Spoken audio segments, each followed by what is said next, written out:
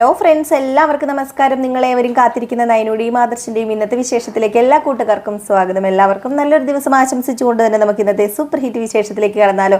തുടങ്ങുമ്പോൾ തന്നെ കാണിക്കുന്നത് നമ്മുടെ നയനയും ദേവയാനിയും ജലജയുമാണ്. അങ്ങനെ നമ്മുടെ നയന പറഞ്ഞപ്പോഴേക്കും, പോലീസിന്റെ കാര്യം പറഞ്ഞപ്പോഴത്തേക്കും ജലജ ഇങ്ങനെ പേടിച്ചിട്ട് ഇങ്ങനെ നിൽക്കുകയാണല്ലോ. അപ്പം പേടിച്ചിട്ട് നിൽക്കുന്നത് കൊണ്ട് തന്നെ നമ്മുടെ ദേവയാനിക്കും അത് മനസ്സിലായി. അപ്പം ദേവയാനി ചോദിച്ചു, അല്ല നീ പോലീസിന്റെ കാര്യം പറയുമ്പോൾ എന്തിനാ പേടിക്കുന്നത്? ജലജ, നിനക്ക് പോലീസിന്റെ കാര്യം പറയുമ്പോൾ പേടിക്കേണ്ട കാര്യമുണ്ടോ എന്ന് ചോദിച്ചപ്പോൾ ആര് പേടിച്ചു? എനിക്ക് പോലീസിനെ പേടിയൊന്നുമില്ല. അപ്പൊ നമ്മുടെ ദേവയാനി പറഞ്ഞു, അതെ നയനെ, അച്ഛൻ ഇതൊക്കെ നാണക്കേടല്ലേ.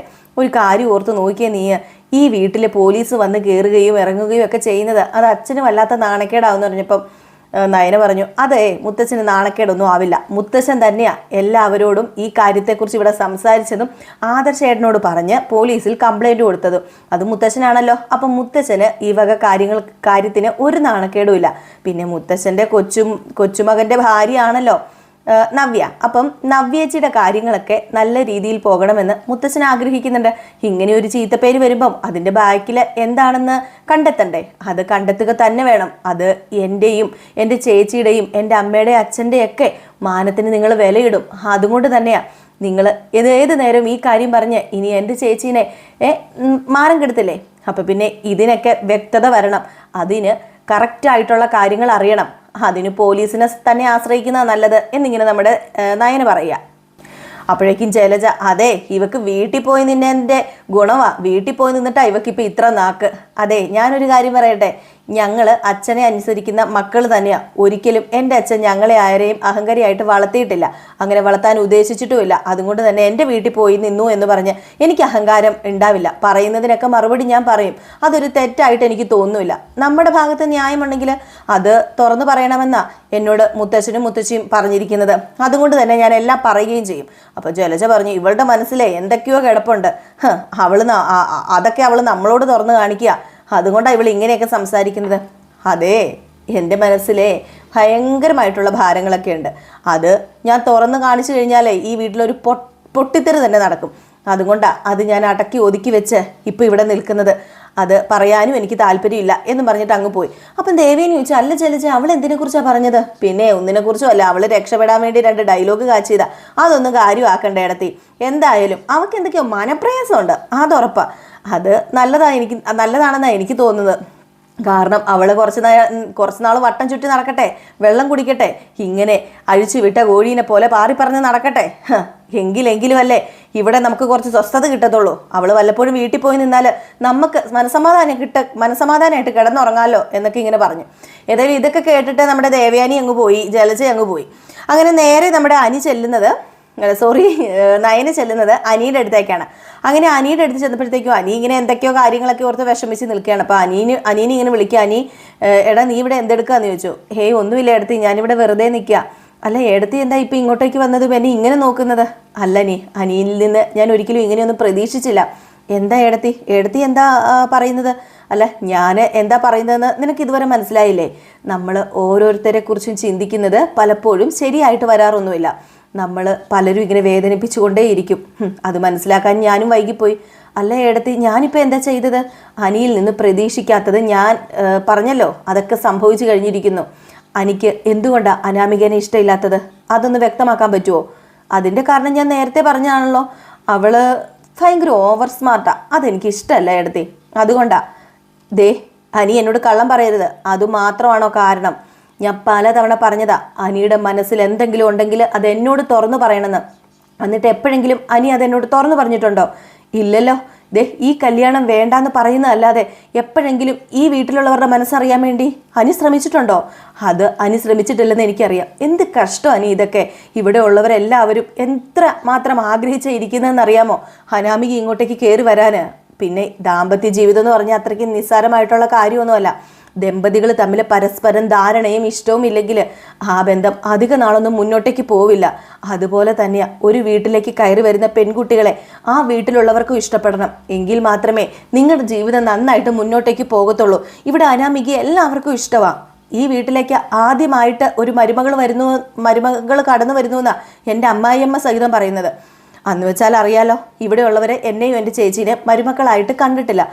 അങ്ങനെയുള്ളപ്പോൾ കുറച്ചെങ്കിലും ബോധത്തോടു കൂടി നീ ചിന്തിക്കണ്ടേ ഏടത്തി? അത് പിന്നെ ഞാൻ വേണ്ട മതി, കവിതയൊക്കെ എഴുതുന്ന ആളല്ലേ, പിന്നെ എന്താ നിനക്ക് മനുഷ്യനെ മനസ്സിലാക്കാൻ പറ്റാത്തത്?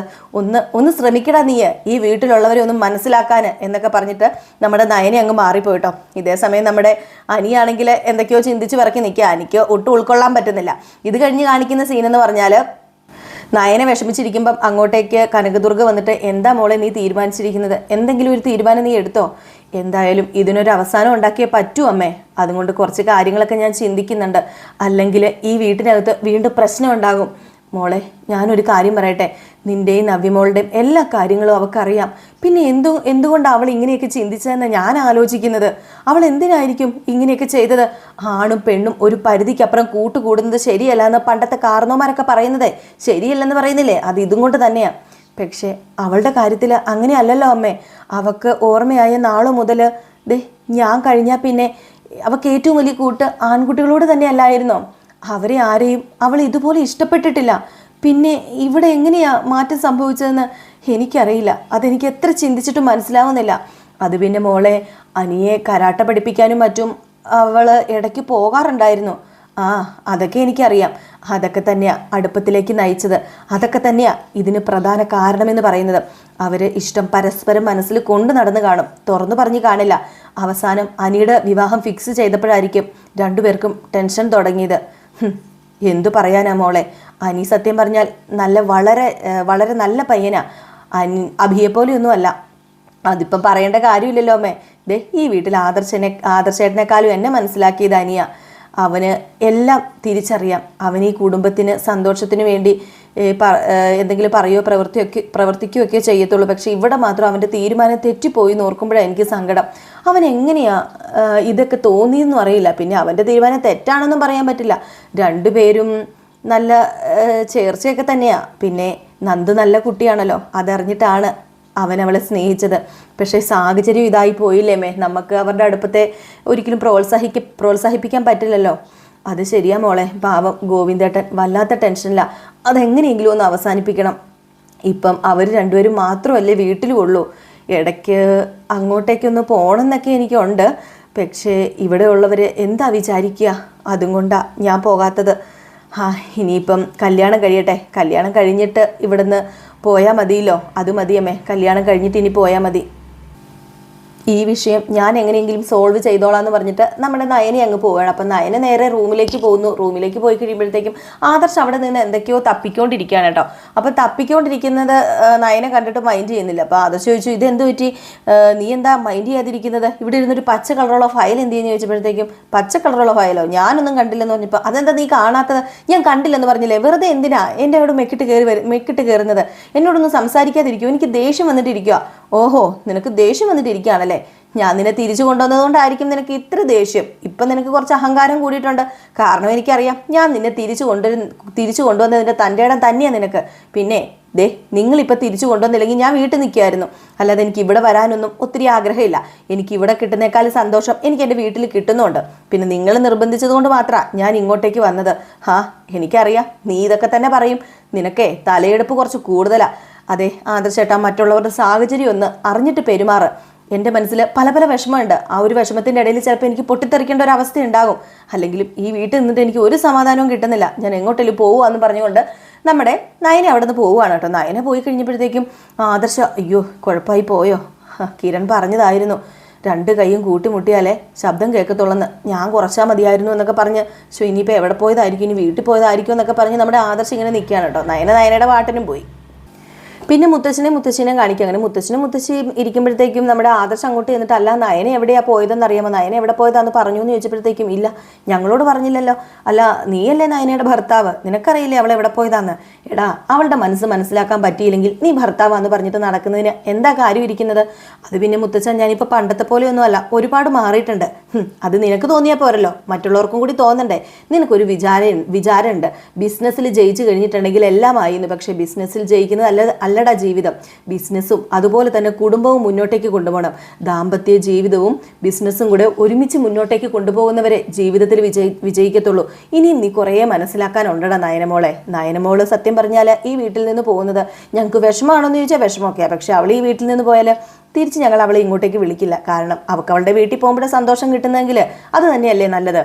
പിന്നെ അവൾ ഈ വീട്ടിലുള്ളത് നിനക്കും ഈ വീട്ടിനുമൊക്കെ നല്ലതാണെന്ന് ഇപ്പം എല്ലാവർക്കും അറിയാം. എങ്കിലും ആരും അത് അംഗീകരിക്കാൻ തയ്യാറൊന്നുമില്ല. നീ ആദ്യം ഒരു കാര്യം ചെയ്യുക, നിന്റെ ഭാര്യയുടെ മനസ്സിൽ എന്താണെന്ന് നീ കണ്ടുപിടിക്കുക, എന്നിട്ട് നീ എന്താണെന്ന് വെച്ചാൽ ചെയ്യുക എന്നിങ്ങനെ പറഞ്ഞു മുത്തച്ഛനും മുത്തച്ഛി. ഇത് കേട്ടുകൊണ്ട് നമ്മുടെ ആദർശ് അങ്ങ് പോയിട്ടോ. ആദർശ് അങ്ങ് പോയി കഴിഞ്ഞപ്പോഴത്തേക്കും നമ്മുടെ ജലജയനെയും ദേവയാനിനെയും കണ്ടു. അപ്പം ജലജയും ദേവയാനിയും അവിടെ നിൽക്കുന്നു. ആദർശ് ഇങ്ങോട്ട് വരുന്നു. അപ്പോൾ ആദർശിനോട് ചോദിച്ചു, ദേവയാനി ചോദിച്ചു, നിന്റെ കെട്ടികൾ എവിടെ പോയതാടാ, നിന്നോട് പറഞ്ഞിട്ടാണോ പോയെന്ന് ചോദിച്ചാൽ പറഞ്ഞു, അയ്യോ ഇല്ല, എന്നോട് പറഞ്ഞിട്ടല്ല പോയത്, അവൾ എവിടെയാണ് പോയെന്ന് എനിക്കറിയില്ല എന്ന് പറഞ്ഞപ്പോൾ, എന്തൊരു ഭാര്യ, നിന്നോട് പറയാതെ പോവാണല്ലേ, അവക്കിപ്പം തോന്നിവാസമാണല്ലോ. അപ്പോഴത്തേക്ക് ജലജ പറഞ്ഞു, ഏടത്തി ഇവനുണ്ടല്ലോ അന്ന് പോയി വിളിച്ചോണ്ട് വന്നില്ലേ, അതിൻ്റെ ഹുങ്ക അവൾക്ക്, അതിൻ്റെ ഹുങ്ക്. അപ്പം ആദർശ്, അതിന് ഞാനല്ലല്ലോ അവളെ വിളിച്ചോണ്ട് വന്നത്, മുത്തശ്ശൻ അവളെ വിളിച്ചോണ്ട് വരാൻ പറഞ്ഞോണ്ടല്ലേ ഞാൻ ഇങ്ങോട്ട് വിളിച്ചത്. എടാ നീ വെറുതെ പറയല്ലേടാ ആദർശേ, മുത്തശ്ശൻ അവളെ വിളിച്ചോണ്ട് വരാനൊന്നും പറഞ്ഞിട്ടില്ല. നീ മനഃപൂർവ്വം അവളെ ഇങ്ങോട്ടേക്ക് വിളിച്ചോണ്ട് വന്നത്. കാരണം എന്താ, നിനക്ക് അവളെ കാണാതിരിക്കാൻ പറ്റില്ല. എൻ്റെ പൊന്നമ്മയെ ഒന്നും മനസ്സിലാക്ക്, എനിക്ക് അവളെ കാണാതിരിക്കാൻ പറ്റില്ലാഞ്ഞിട്ടൊന്നുമല്ല. അവൾ ഇവിടെ നിന്ന് പോയപ്പം ഇവിടെ ആർക്കെങ്കിലും സന്തോഷം ഉണ്ടായിരുന്നോ, ഇവിടെ ആർക്കെങ്കിലും സമാധാനം ഉണ്ടായിരുന്നോ, ആരെങ്കിലും സ്വസ്ഥമായിട്ടൊന്ന് ഉറങ്ങിയിട്ടുണ്ടോ? എൻ്റെ അമ്മ എന്തുമാത്രം ജോലിയാണ് ഇവിടെ ചെയ്തത്. അതൊക്കെ കണ്ടിട്ട് ഞാൻ സഹിക്കണം എന്നാണോ അമ്മ ഈ പറയുന്നത്? അതുകൊണ്ടാണ് ഞാൻ അവളെ ഇങ്ങോട്ടേക്ക് വിളിച്ചുകൊണ്ട് വന്നെന്ന് പറഞ്ഞപ്പോൾ ദേവയാനി പറഞ്ഞു, മോനെ നീ കൂടുതൽ ന്യായീകരിക്കുകയൊന്നും വേണ്ട, നീ അമ്മേനെ മുൻനിർത്തിയിട്ട് അവളെ വിളിച്ചുകൊണ്ട് വന്നാന്നൊന്നും പറയണ്ട. നിന്റെ മനസ്സ് എനിക്കിപ്പം നന്നായിട്ടറിയാം, അവളുടെ മനസ്സും എനിക്കിപ്പം നന്നായിട്ടറിയാം. എൻ്റെ മോന് ഒരുപാട് വളർന്നെന്ന് മാത്രമല്ല, എൻ്റെ മോന് പഴയതുപോലെയല്ല, ഇപ്പം കള്ളത്തരം പറയാൻ കൂടി പഠിച്ചിട്ടുണ്ട്. ഈ അമ്മയുടെ മുമ്പിൽ എന്തിനാ ഇത്രയും കള്ളത്തരമൊക്കെ വിളിച്ച് പറയുന്നത്? അതിൻ്റെ ഒരു കാര്യമില്ലല്ലോ. അതുകൊണ്ട് ഞാൻ പറയാം, നീ ഒരു കാര്യം ഓർത്താൽ കൊള്ളാം. എന്താണെങ്കിലും ഇങ്ങോട്ടേക്ക് കയറി വരാൻ പോകുന്ന പുതിയ മരുമകൾ അവളായിരിക്കും ഈ വീട്ടിലെ മരുമകൾ. അല്ലാതെ ഒരിക്കലും നയനെയും നവ്യനെയും ഈ വീട്ടിലെ മരുമകളായിട്ട് ഞങ്ങൾ അംഗീകരിക്കില്ലെന്ന് പറഞ്ഞപ്പം അതെന്തിനമ്മ ഇപ്പം അങ്ങനെയൊക്കെ പറയുന്നത്? അനാമിക ഈ വീട്ടിൽ വന്നിട്ട് അനാമികയുടെ പ്രവൃത്തി കണ്ടിട്ട് പോരെ ഈ വീട്ടിലെ നല്ല മരുമകളാണോ അതോ ഇനിയിപ്പോൾ ഈ വീട്ടിൽ ചേരാത്ത മരുമകളാണോ എന്നൊക്കെ മനസ്സിലാക്കേണ്ടത്. അതാദ്യം വരട്ടെ, വന്നു കഴിഞ്ഞിട്ട് പോരെന്ന് പറഞ്ഞപ്പോൾ അവളിനി ഈ വീട്ടിന് ചേരാത്ത മരുമകളാണെന്ന് നീ പറയരുത്. നമ്മളെപ്പോലെ തന്നെ പണവും ആസ്തിയും പേരും പെരുമയും പ്രസക്തിയും ഒക്കെ ഉള്ളൊരു വീട്ടിൽ നിന്നാണ് അവൾ വരുന്നത്. അപ്പം പിന്നെ അവൾ ഇവിടെ പൊരുത്തപ്പെട്ട് പൊക്കോളും. അതുകൊണ്ട് തന്നെ നമ്മുടെ ഒപ്പത്തിന് നിൽക്കുന്നവർ തന്നെയാണ് ഈ വീട്ടിലെ മരുമകളാകാനും മരുമകളായിട്ട് അംഗീകരിക്കാനും നല്ലവർ എന്നൊക്കെ ഇങ്ങനെ പറഞ്ഞു. ഇത് കേട്ടപ്പോഴത്തേക്ക് നമ്മുടെ ആദർശ് സത്യം പറഞ്ഞാൽ ഉത്തരം മുട്ടിപ്പോയി കഴിഞ്ഞപ്പോഴത്തേക്കും ആദർശ് പറഞ്ഞു, നിങ്ങൾ എന്തെങ്കിലും കാണിക്കേ, ഏതായാലും വന്നു കഴിയുമ്പോൾ അറിയാലോ ഇവിടെ നടക്കാൻ പോകുന്നത് എന്തൊക്കെയാണെന്ന്. പിന്നെ നയനേനെ വെറുതെ കുറ്റപ്പെടുത്തേണ്ട കാര്യമില്ല. കാരണം അവൾ കാരണം ഇപ്പം ബിസിനസ്സിൽ നമ്മൾ പിടിച്ചു നിൽക്കുന്നത്. ബിസിനസ്സിൽ ഇപ്പം നമ്പർ 1 ആയതിലും അവൾക്ക് പ്രാധാന്യം, നല്ലൊരു പ്രാധാന്യമുണ്ട് എന്ന് പറഞ്ഞിട്ട് നമ്മുടെ ആദർശം അങ്ങ് പോയി കഴിഞ്ഞപ്പോഴത്തേക്കും ജലജ പറഞ്ഞു, ദേവയാനി നല്ല സോറി ഏടത്തീൻ്റെ മകൻ കൈവിട്ടു പോയി. ഏടത്തിയുടെ മകൻ എന്തോ അവൾ അരച്ചു കൊടുത്തിട്ടുണ്ട്. അതുകൊണ്ട് തന്നെ ഇപ്പം ഭാര്യയുടെ സാരിത്തുമ്പി ചുറ്റിപ്പറ്റി നടക്കേണ്ട ഒരവസ്ഥയാണ് ഇപ്പം ആദർശമോന് വന്നിരിക്കുന്നത്. കണ്ടില്ലേ, ഏടത്തീനെ വരെ തള്ളി പറയാറായി. പിന്നെ അല്ലേ ഇനി ഏതായാലും ആദർശ് നയനുമായിട്ട് അകലൊന്നും എനിക്ക് തോന്നുന്നില്ല. അവർ രണ്ടുപേരും അടയും ചക്കരയും ആയി കഴിഞ്ഞു. അതുകൊണ്ട് തന്നെയാണ് അവളെ കാണാതിരിക്കാൻ പറ്റാത്തത് കൊണ്ട് തന്നെയാണ് ഏടത്തിയുടെ മകനെ അവളെ വീട്ടിലേക്ക് വിളിച്ച് കയറ്റിയിരുന്നും പറഞ്ഞു. ഇത് കേട്ട് കഴിഞ്ഞപ്പോഴത്തേക്ക് നമ്മുടെ ദേവയാനി ഇങ്ങനെ നിൽക്കുന്നു. അപ്പോൾ ആ ഒരു സീനൊക്കെ കാണിച്ചിട്ടാണ് ഇന്നത്തെ വിശേഷം അവസാനിക്കുന്നത്. അപ്പോൾ എല്ലാവരും കാത്തിരിക്കുക അടുത്ത വിശേഷത്തിനായിട്ട്. അടുത്ത വിശേഷമായിട്ട് കാണാം. അതുവരെ എല്ലാവർക്കും ടാറ്റാ ബൈ ബൈ.